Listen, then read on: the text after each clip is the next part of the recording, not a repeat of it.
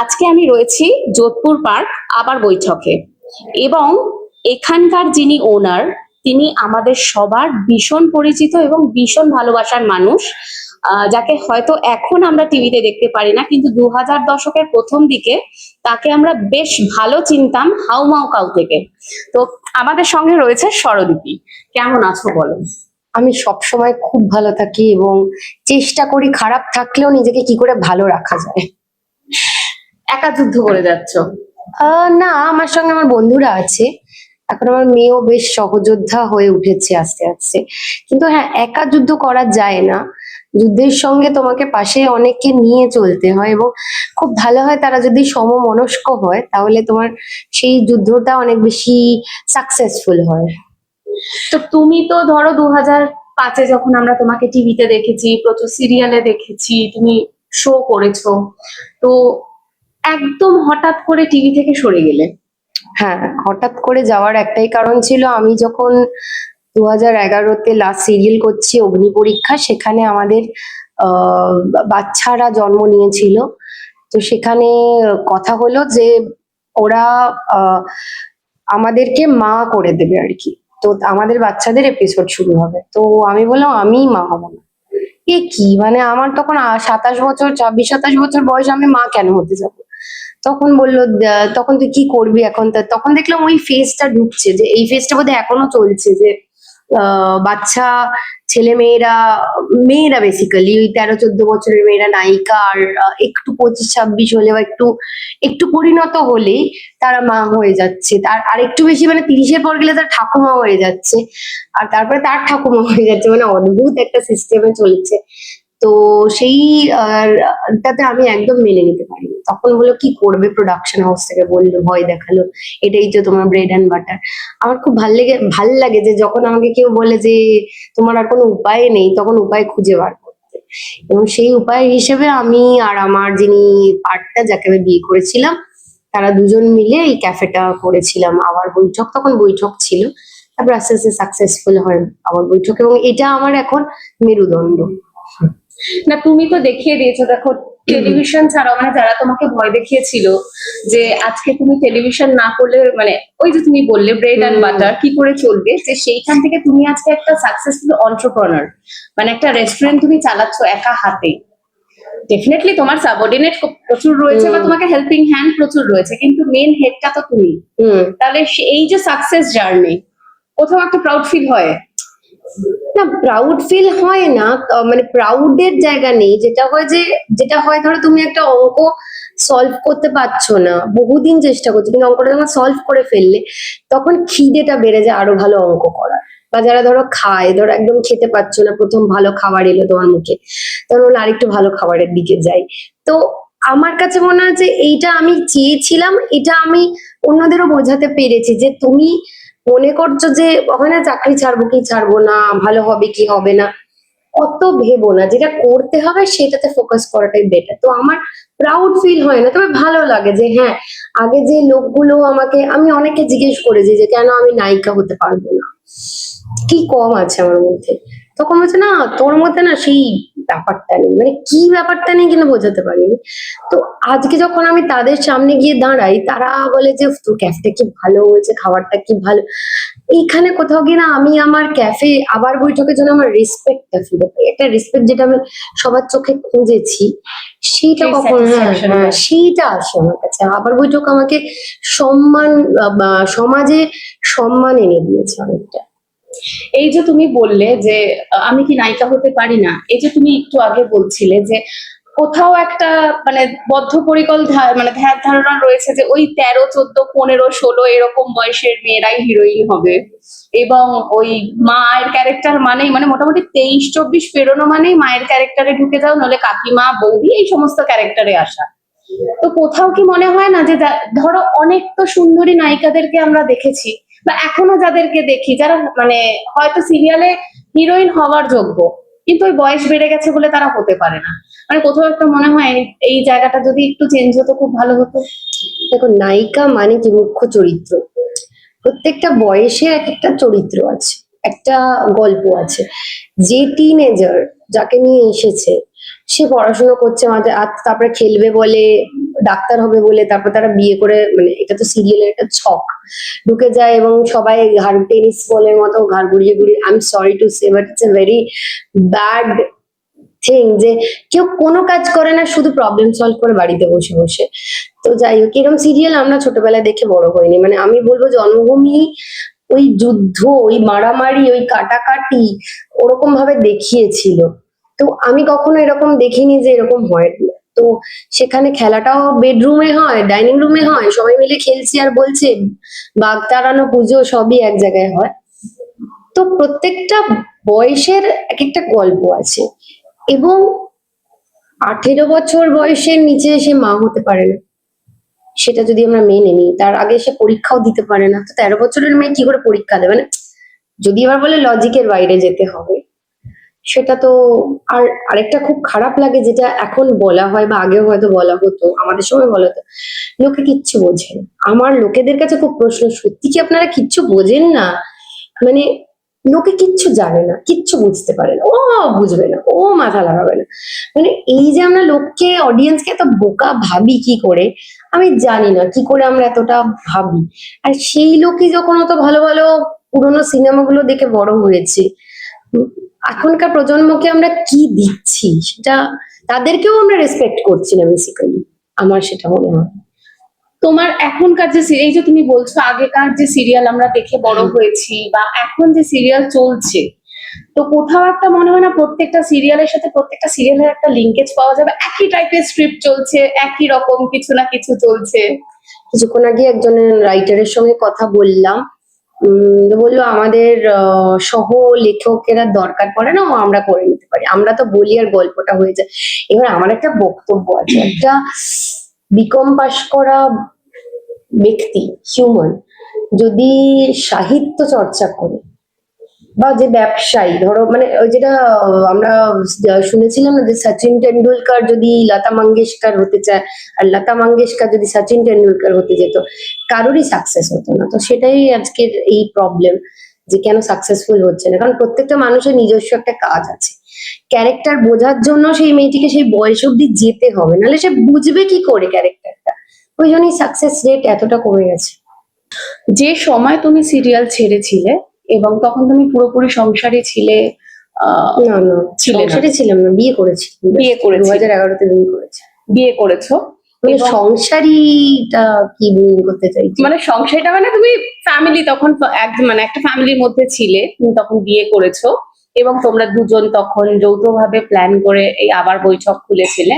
তো তারপরে যখন তোমার তুমি যখন ডিসিশন নিয়েছো সেপারেশন হওয়ার বা যাই নিয়েছো, তো তখন সমাজের ক্ষেত্রে থেকে প্রচুর মানে আমি ডিসিশন নিইনি, ডিসিশনটা মানে হয়েছে আর কি। তো আমার ব্যাপারটা হচ্ছে যে আমি খুব কি বলবো, যেটা অন্যায় আমি আপোষ করতে পারি না, যেমন সিরিয়ালে মা হতেও আপোষটা করতে পারিনি, সেই রকম কিছু প্রবলেম ছিল। যেমন আমার মনে হয় যে যেই আমাদের সেপারেশনটা, সেটা নিয়ে কেউ আমাকে যেমন সমস্যা নিয়ে বলেছে, কিন্তু কেউ কখনো বলেনি যে, কেউ প্রশ্ন করেনি হলো কেন। এইটা নিয়ে খুব কম প্রশ্ন, মানে মানে পুরুষটিকে কম করা হয়েছে, আমাকে করা হয়েছে অনেক জায়গায়। তো এবার কেন করা হয় জানি না, মানে আমি দেখেছি আমার বন্ধু বান্ধবরাও ভয় পায়, আমি জানি না এটা মেয়ে ছেলেদেরকে ভয় পাই কিনা জিজ্ঞেস করতে, বা মেয়েদেরই দায়িত্ব কিনা সংসারটা ধরে রাখার, যেহেতু বাচ্চা হয়ে গেছে। সো আমি কয়েকটা প্রশ্ন করেছিলাম, এবং যে সিচুয়েশনে ছিলাম আমি ওটাতে আপোষ করতে পারিনি, এবং আবার বৈঠকটা আমার নামেই ছিল, আমার নামে লোন ছিল। আর সবকিছু অবস্থাতেই ভদ্রলোক ডিসিশন নেন যে তিনি চান না এই বাচ্চা, এবং এই এখন উনি অনেক জায়গায় বলে যাচ্ছেন যে আমি নাকি তাড়িয়ে দিয়েছিলাম, বার করে দিয়েছিলাম কূটনীতি করে। বিষয়টা হচ্ছে যে একটি সদ্যজাত সন্তান যারা বাচ্চা জন্ম দিয়েছে তারা জানে, আমার তো কোনো এক্সট্রা ম্যারিটাল অ্যাফেয়ার ছিল না সেই সময়। তো আমি মা বাচ্চা জন্ম দিচ্ছিলাম এবং আমার হরমোনাল ইমব্যালেন্স চলছিল, মেবি হয়তো আমি ঝগড়া করেছি, চেঁচিয়েছি, whatever। তো সেই সময়ের সমাজের কথা বলতে গেলে একটাই সমস্যা আমার মনে হয়, সমাজ কখনো কি, আমি জানি না করেছি কিনা, কিছু বন্ধু বান্ধব চেষ্টা করেছিল যে গিয়ে গিয়ে বলতে যে কি প্রবলেম হলো, কেন করলে, কি চাও, কি কারণে হলো। তো এবার দেওয়ালে ফাটল ধরে গেছিল, ফাটলের পাশ দিয়ে আগাছা জন্মে গেছিল। সেই আগাছাটা ক্লিয়ার তো দুজনকে করতে হয়, তো আমার পক্ষে একা হাতে সম্ভব ছিল না, আর একজন ক্লিয়ার করতে চাইছিল না। তো সেখানে দাঁড়িয়ে আমাকে বলা হয়েছিল, দেখ কেমন লাগে, কি করে দেখবো তুই পারিস ব্যবসা করতে আর বাচ্চা সামলাতে। আবার সেই সিরিয়ালের মতো চ্যালেঞ্জ দেওয়া হয়েছিল আমাকে, এবং এই চ্যালেঞ্জটি আমাকে বাবাও দিয়েছিল। আমার বাবা ছোটবেলা থেকে এই চ্যালেঞ্জের মুখে পড়েছিলাম, কারণ আমি তো আমার মাকে আর ভাইকে ছোটবেলা থেকে দেখেছি। ক্লাস 10 থেকে আমি রোজগার করি, বাড়ি থেকে দুজনকে বার করে এনেছিলাম যে তোরা পারবি না আমাকে ছাড়া। তো আমি পুরুষ ছাড়া কি করে বাঁচা যায় সেটা ছোটবেলা থেকে শিখে গেছি। তো আমি জানতাম আমার পিছনে কোনো পুরুষ নেই, এবং এটা আমার মনে হয় প্রত্যেকটা মেয়ের শেখা উচিত।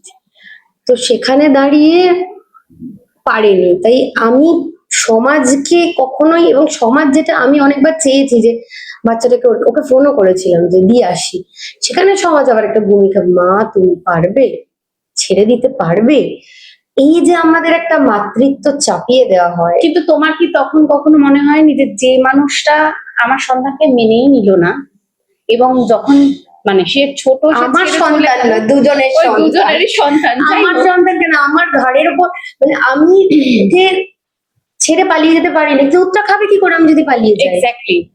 একটা বাচ্চাকে আমি, সে 11 দিনের দিন চলে গেল, এখন বলে আমি দেখা করতে যে দিই না। 11 দিনেই মেনে নেয়নি, তোমার মনে হয়েছে যে পরে সে মেনে নেবে কখনো? মেনে নেওয়ার কি আছে, দায়িত্ব দিলেই তো নিতে হবে, আমরা দায়িত্ব দিইনি তাই নেয়নি। মেনে নেওয়ার কি আছে, ডিএনএ তো বলছে, কেন তো মেনে নেওয়ার কিছু নেই। সেটাই।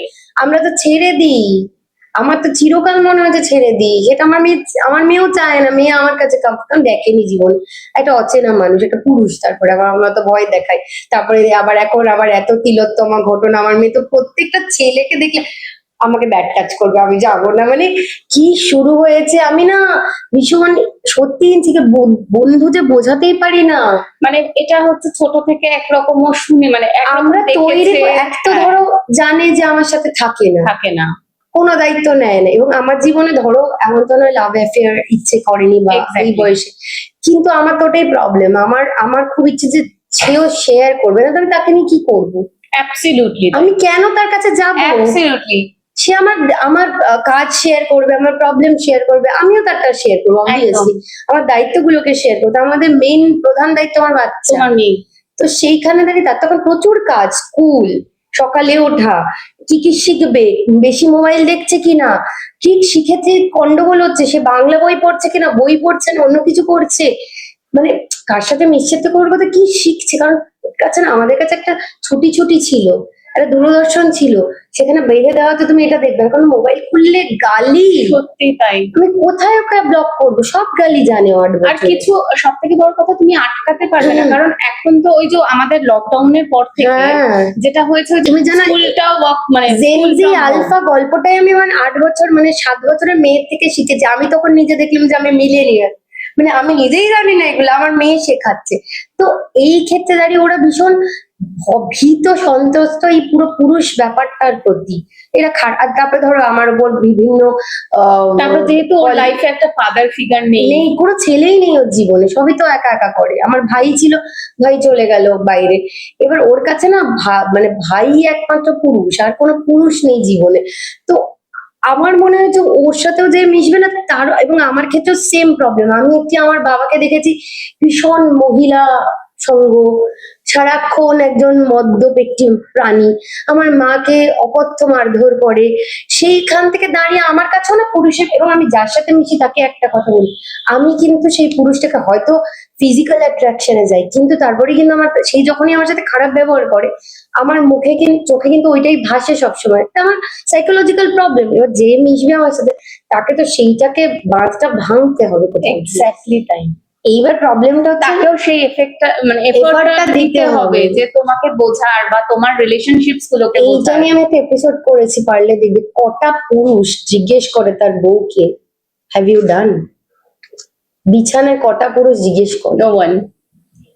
সবাই জানে এটা, কেন জিজ্ঞেস করে না? এইটা আমার এবং সত্যি কথা বলবো যে শুধু পুরুষ বউকে কেন, মানে ধরো আজকালকার দিনে ছেলেরা মেয়েরা একটু অ্যাডাল্ট হলেই they are getting intimated and all, না ইন্টিমেট তো হওয়া বাট উচিত। ব্যাপারটা হচ্ছে সেখানেও কিন্তু কোনো ছেলেই তার পার্টনারের ফিলিংস কিন্তু বোঝে না। কিছুতেই বলে না, কিছুতে জিজ্ঞেসও করবে না। আর আমাদের যেহেতু হরমোনালও অনেক ডিফিকাল্ট আমাদের চিন্তা ভাবনা, অবভিয়াসলি আমাদের সবকিছু একটু লেট। হ্যাঁ লেটে, আমাদের প্রেমটাও লেটে আসে, কিন্তু আমরা অত ছোট থেকে প্রেম প্রেম জানি না, আমার হয়নি। তো এবার বিষয়টা হচ্ছে যে সেখানে দাঁড়িয়ে কি ভালো লাগবে কি খারাপ লাগবে সেটা জিজ্ঞেস করা, তাতেই যে আমাদের ইমোশনস বিল্ডটা হবে এবং আমাদের ব্রেন গিয়ে বলবে yes he is the man. Man আর ওম্যান কেন, সেটা সেটা তো অন্য কারণ, দুজনে দুজনকে প্লিজ করবে প্লিজ বলে। করবে, exactly. এবার তুমি চাও কিনা, এবার আমার মনে হয় যে পুরুষরা পাশে সুন্দরী মহিলা, আমার মনে হয় ঐশ্বরিয়া রায়কে সব থেকে সুন্দর, তার বড় বলে যে মানে তার বড় ভীষণ বিরক্ত থাকা ঐশ্বরিয়ার সাথে কথা বলতে গেলে। তো প্রত্যেকটা পুরুষেরই পাশের মহিলা সব থেকে সুন্দরী, আমার এটা আমি দেখেছি। কিন্তু আমাদের কাছে কিন্তু এটা ভীষণ প্রবলেম যে আমরা একটা পুরুষ, আমার হয়, আমি জানি না অন্যদের হতেই পারে, ডিফার করতে পারে, একটা পুরুষের প্রতি ইন্টারেস্ট থাকলে আমি, আমার যে কত সময় লেগেছে ওই জীবন থেকে বেরোতে, আজও বেরোয়নি সেটা সবাই জানে। কারণ হয় না তো, বেরোতেই তো পারি না, আর কি হয়, তুমি একটা জল জ্যান্ত, ওই যে একটা কথা আছে মায়া আর অভ্যেস, হ্যাঁ মায়াতে পড়ে গেলে সেখান থেকে বেরোনো is very tough। আর আরেকটা হচ্ছে আমার সঙ্গে তো জলজ্যান্ত একটা সে ঘুরে সে বেড়াচ্ছে, ঘুরে বেড়াচ্ছে, এক্স্যাক্টলি, প্রত্যেকটা মোমেন্টে তো মনে পড়ছে কোথাও একটা তার চিহ্ন রয়েছে। কথাবার্তা, কারণ কিছু তো ডিএনএ ওর মধ্যেও আছে। পুরোটা তো দেখতে ওরকম, হাত নাড়ছে, পা নাড়ছে, চুল গোল করছে, এক্সাক্ট মানে কপি টু বাবা। একদম। এবার তুমি কি করে ভুলবে, পসিবলই নয় সেটা। এবং আমার মেয়ে খুব রেগে যায়, আমি না মাঝে মাঝে ঘাবড়ে যাই, মানে ফ্ল্যাশ হয় না সিনেমার মতো, ও হাত নাড়ছে, বাবাও হাত নাড়তো একসময় ওরম ভাবে মানে তুমি একটা কাপড়ে সিরিয়ালে হ্যাঁ বলছো হেসে হেসে দাঁত ওরকম কথা বলতো। আমি না মাঝে মাঝে ভাবি যে ইস কি করে, মানে আর আরেকটা কথা হচ্ছে ভীষণ এও পুঁথিবাবু হয়েছে, আমি আচ্ছা। পুঁথিবাবু বলতাম ওকে বই পড়তে বলে। আমার মনে হয় কি মিস করে না পুঁথিবাবু কখনো, যে এই যে এত জিজ্ঞাসা, আর এরও প্রচন্ড একটা কিছু পড়লে এটা জিজ্ঞাসা, সেটা পড়ে নিয়ে সেই জিজ্ঞাসা সলভ করে ফেলতো। আমি আবার ভীষণ প্র্যাকটিক্যাল, একদম ইমপ্র্যাকটিক্যাল নই, পুঁথিবাবুও নয় খুব একটা। তো সেখানে দাঁড়িয়ে মনে হয় না যে কখনো, আমার মনে হয় যে আজকে দাঁড়িয়ে আমার খুব ভালো লাগে বলতে যে আমার কাছে সব আছে, ব্যবসা আমার কাছে আছে, যদি জেদ করে সেই আগাছাগুলোকে সরিয়ে ফাটলটা এই সিমেন্ট দিয়ে ব্লক করে দিত, কিন্তু চাইনি তো তখন, তখন তো এখনো চায় না বোধহয়, যে মনে হতো যে যা আছে ভালো মানে চাই, আমার ফ্যামিলি চাই, যেমন অনেকেই করে যে যতই বাইরে থেকে হ্যাঁ আসুক। দেখো একটা কথা, আজকে দুটো মানুষের মধ্যে অশান্তি হতেই পারে, হ্যাঁ। এটা এটা ফ্যাক্ট, হ্যাঁ। দুটো বাসন এক জায়গায় থাকলে আওয়াজ হয়।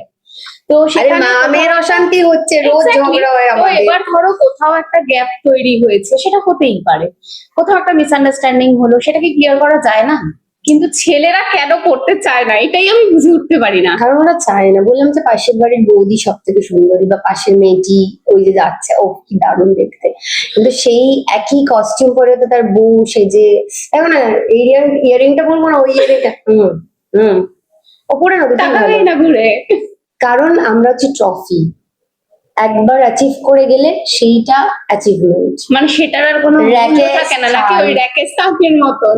আমার মনে হয় সেটা অনেকে অনেক রকম হতে পারে, নয়ও অনেক যারা ফ্যামিলি ভালোবাসে তাদের মনে হয় যে, আমার মনে হয় যে আমার ভাইয়ের এক্সাম্পল আমি সবসময় দিই, ওরা দুজন খুব ভালো, ওরা 2010 বা 11 থেকে একসাথে আছে, ওরা এখনো ভীষণ ভালো কাপল, এবং ওরা মনে করে ঝগড়া হয় ঝামেলা হয় একটা আমরা ঢুকি ওদের মাঝখানে, আর একে অপরকে মনে করে যে একে অপরের জন্য বড় হয়েছে, একে অপরের জন্য তৈরি হয়েছে, একে অপরের জন্য সাকসেসফুল হচ্ছে, এবং ও না থাকলে আমি কি করবো, এই অসহায়তা দুজনের মধ্যেই আছে।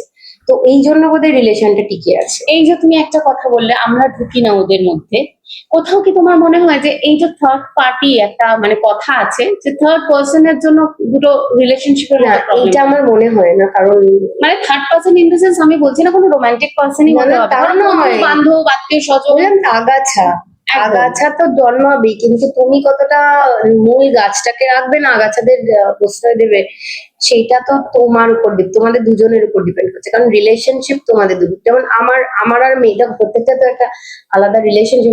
সিরিয়ালের জগতেও বলছি যে কাজের রিলেশনশিপ হয়, তার সাথে কতটা ঝগড়া করবো, কতটা মেনে নেবো, সেরকম মায়ের সাথে একটা রিলেশনশিপ, মেয়ের সাথে একটা রিলেশনশিপ, কলিগদের সাথে একটা রিলেশনশিপ, আবার একটা পার্টনারের সাথে একটা রিলেশনশিপ। সেইখানে তুমি কতটা কাকে প্রশ্রয় দেবে, সে তোমার কাছে কতটা প্রায়োরিটি পাচ্ছে, সেটা খুব ইম্পর্টেন্ট একটা যে কোনো রিলেশনশিপ। এবার আমার মেয়েকে যদি কেউ খারাপ বলে, এই তোমার মেয়ে এরকম বাজে কথা বলছে, আমি কাকে বিশ্বাস করবো? অবশ্যই নিজের মেয়েকে আগে করবো। হ্যাঁ, কিন্তু ওকে জিজ্ঞেস করবো কি হয়েছে, এক্স্যাক্টলি। আর সেও যেন সেই সাহসটা পায় বলার যে কি হয়েছিল। এরপর আমি যেমন এবারে একটা ইন্টারভিউ দিয়েছি যে আমিও নিজে বুঝি না যে কোনটা ঠিক কোনটা ভুল, কারণ আমরা তো থেকে শেখা মানুষ।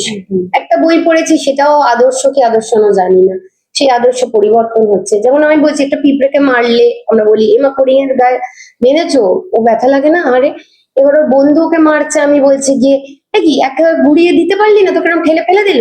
আমি তো নিজেরই আদর্শ থেকে চ্যুত হচ্ছি।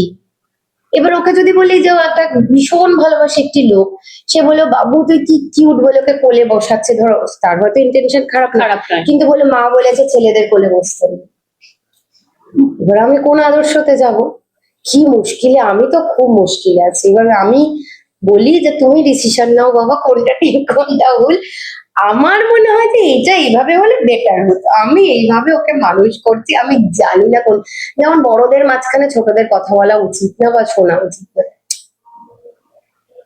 এটা কি মনে আছে যারা বলছে তাদেরও, যে যখন বড়রা কথা বলছে আমরা কান পেতে শুনতাম যে কি বড়দের কথায় মনে আছে, তো আমার পাতানোর দরকার কি, বসিয়ে রেখে দিতে কি বললাম। বলছে? আর কানের তখন মাসেল গুলো এমন ফোকাস পুরো ওই দিকে দেখেই হচ্ছে, তো সেইটা না করে আমার মেয়েকে আমি বসিয়ে রাখি, বসিয়ে বলি তোর ভাল লাগছে বড়দের কথা শুনতে?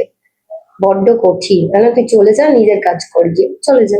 আর ওর ইন্টারেস্ট থাকে না। আমি সব বড়দের কথা বলিব যেভাবে, আমি ইন্টার কোর্স থেকে শুরু করে, কিন্তু বোঝে না, কারণ 8 বছর তো বুঝবে কি করে। যেমন বলে যে একটি পুরুষ না হলে কি বাচ্চা হয় না, আমি তখন ওভারি স্পর্ম এগুলো নিয়ে সব বলেছি, সেটা নিয়ে ও বোঝেনি, কারণ ওর বায়োলজি এখন স্ট্রং না। আমি বললাম তুই আরেকটু বড়, আরেকটু বুঝে, এই যে টার্মস গুলো বুঝতে পারছে যে ফুল হলে বা হাওয়া বাতাসে মেলে দিলে বাচ্চা হয় না, এটুকু তোর বোঝার মাথায় একদম, এসেছে। একদম, বা একদম। পিরিয়ডস, ও আমার মিনিস্ট্রুয়াল কাপটা কি সেটা জানে। তো আবার বলে যে বায়োলজি, ছেলেদের বায়োলজি কি সেটাও জানে, ও সেটাও দেখেছে। তো আমার মনে হয় শেখাটা সর, এবং একটি ছেলেরও মেয়ের বডি কি তা জানা দরকার, ছেলেরও মেয়েদেরও জানা দরকার, যে সেটার প্রতি ইন্টারেস্টটা চলে যাবে আমার মনে হয়। মেয়ের সাথে বন্ধুর মতন করে মিশছো, মানে মেয়েকে কি মা হিসেবে প্যারেন্টিং করছো না ফ্রেন্ড হিসেবে প্যারেন্টিং করছো? একদম মা হিসেবে করি না। আমার মনে হয় যে একটি ছোট্ট বাচ্চা, সে কিচ্ছু জানে না, আমি হাত ধরে ধরে যা দেখাবো, দেখো এটাকে টেবিল বলে, দেখো এটাকে চশমা বলে, সেরকম আমি যেভাবে বলবো ও সেভাবেই শুনবে।